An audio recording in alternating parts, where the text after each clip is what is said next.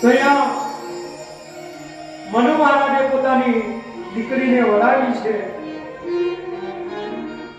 દીકરી એ તો છે તુલસીનો ક્યારો,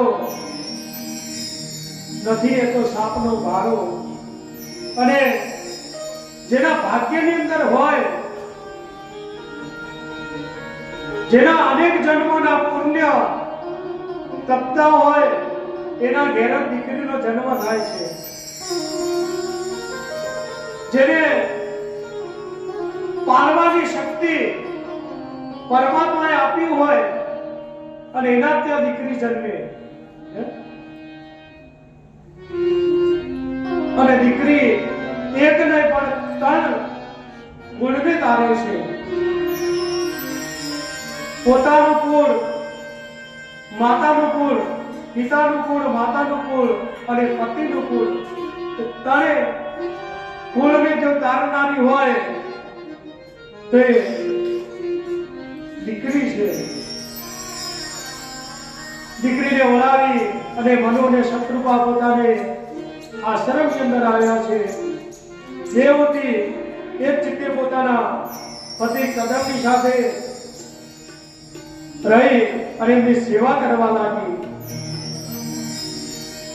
જેમ ભવાનીએ શિવની આરાધના કરી, સેવા કરી, એમ સાધ્વી દેવતી પોતાના પતિ કદમની સાથે સેવામાં સમર્પિત બની ગઈ.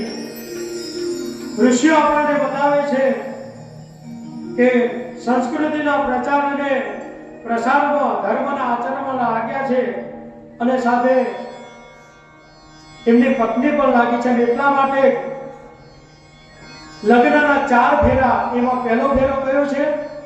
ધર્મનો. એટલા માટે ફેરાની અંદર આગળ કોણ હોય? સ્ત્રી આગળ હોય. ધર્મ, અર્થ અને કામ એ સ્ત્રીની પાસે રહેલું છે અને એટલા માટે અર્ધાંગીની કહેવામાં આવે છે. તો કદમ ઋષિને સમર્પિત થઈ એ ધર્મનું જે આચરણ કરતા હતા, એ આચરણની અંદર દેવહૂતિ માતા એમની સાથે રહ્યા.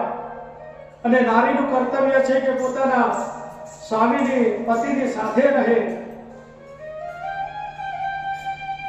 ત્યાં આગળ પોતાનું નામ પણ પિતાનું નામ છોડી અને પતિનું નામ લગાવ્યું